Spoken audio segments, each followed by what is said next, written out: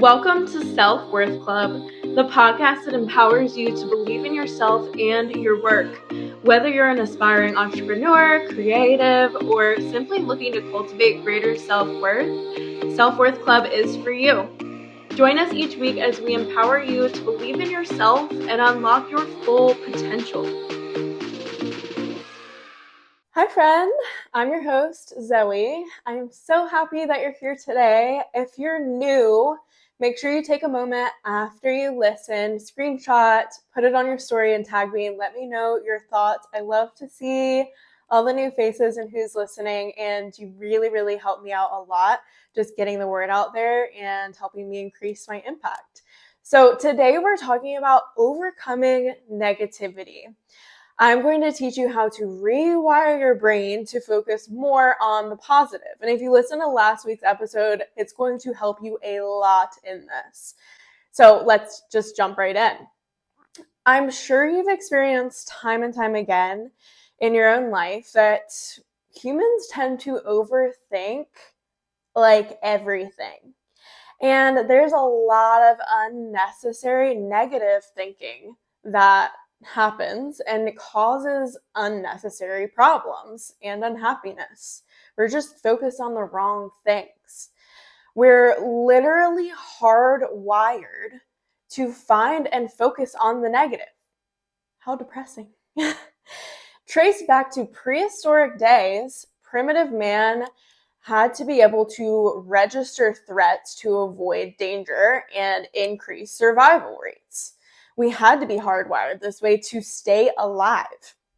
Those who were more attuned to danger, aka negative stimuli, stayed alive longer and were able to pass on their genes. It was a way for our brains to keep us safe, and it's still wired into our genetics today. But the good news is we can rewire and change how our minds work. And that's what I'm here to help you with today. So here are some ways to overcome the negativity in your life. Side note, please remember that changing your programming like this, it takes time. It doesn't happen overnight, and it requires that you give yourself grace throughout this process while you're constantly practicing the things that you're learning here today. So make sure you do that. Number 1, write it down. The first step is to spend every day focusing on what is right in your life. An easy way to do this is to write down 5 things that you're grateful for at the end of each day. It could be your dog, the food in your fridge, the roof over your head, something kind that someone did or said to you that day.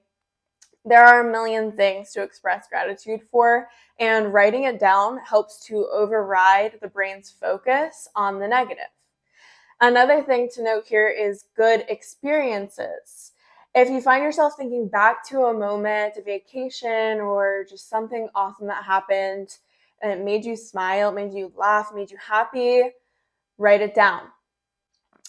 Since the brain's natural tendency is to remember bad events, writing down the good helps us to put our focus there and really remember it. The more detail you can add, the better. Number 2, celebrate victories, big and small. No matter how small, if you've completed your to-do list, reward yourself with an episode of your favorite show and a face mask. If you hit your workout goals for the week, take yourself out to a celebratory dinner. Look for the wins every single day and keep track of them in your gratitude journal. So that first tip, we're writing down what we're grateful for every day. Keep track of your wins there too, and actually celebrate them. This one is so important because it's going to help you get that happiness chemical, that motivation chemical throughout the process of hitting your really big goals that most of the time that's all we're focused on. And it's something that I hit on in episode 2, but I have to reiterate it now because it's so important. It's about the journey, not the destination. I also said that in the last episode. Like, that's something you really got to get through, because changing that focus, it's just going to make you overall so much happier in your everyday life. So inside of your brain, there's a chemical called dopamine. This is the chemical of motivation. A lot of people delay it for themselves by setting massive goals and putting blinders on until that goal is hit. But it's the chemical of motivation. You don't want it just at the very end. You want it during the process so you can use it to fuel yourself and keep going, right? We have to learn to celebrate all of our wins if we want to continue to fuel ourselves and actually reach those bigger goals. Keep track of your wins throughout the week and look back at the list at the end.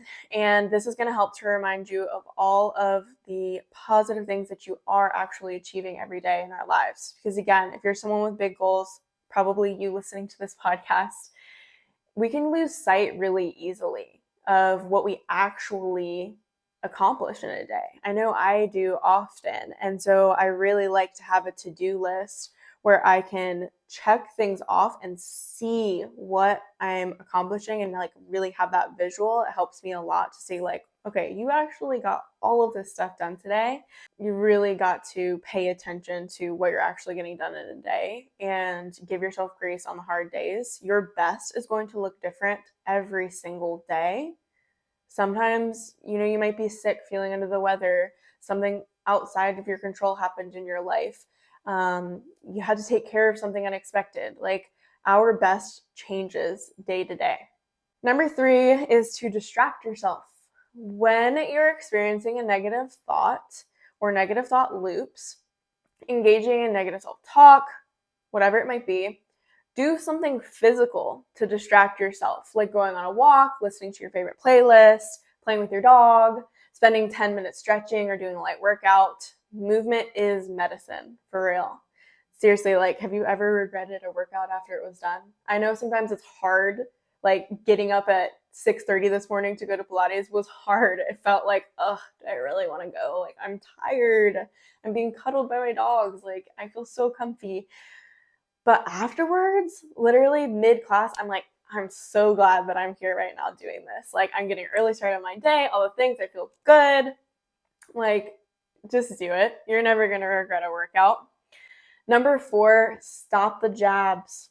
Avoid conflict by holding back negative jabs. Negative comments cause a great deal of damage in relationships and to yourself. And it's difficult to repair. Take time to cool down and discuss whatever is bothering you later. It's best to avoid negative comments to other people because when they happen, like that sinks in. You remember that for a really long time. The ideal balance between a negative and positive comment is 4-1. 4 positive interactions for every negative comment that you've made to repair the damage. Just to repair the damage.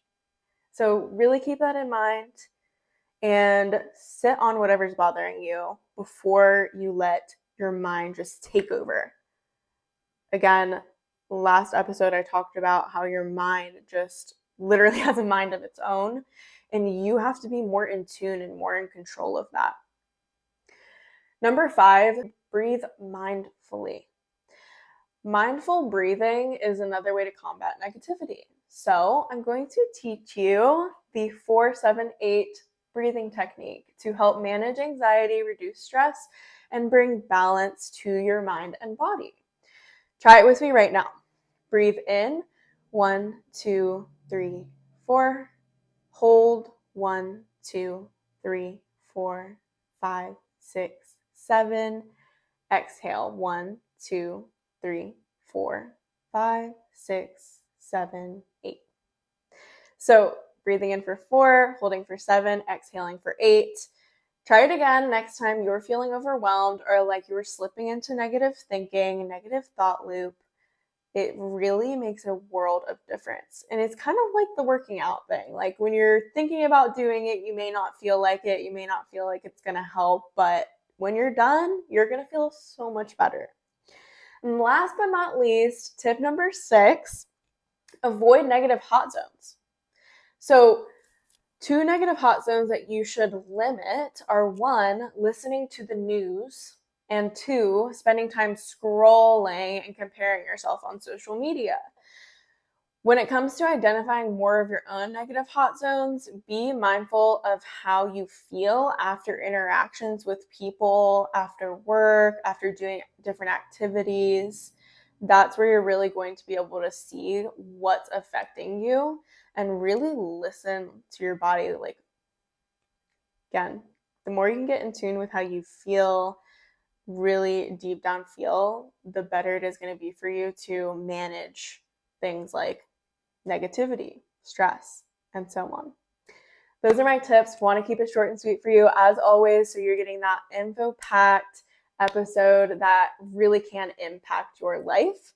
Thank you so much for being here. I'm so excited that you came back to listen to another episode, and I'll see you next week. P.S. If you love the vibes here and got something out of listening today, please screenshot and share on your story. I'd love to be tagged and hear your thoughts. My Instagram for the pod is @_selfworthclub.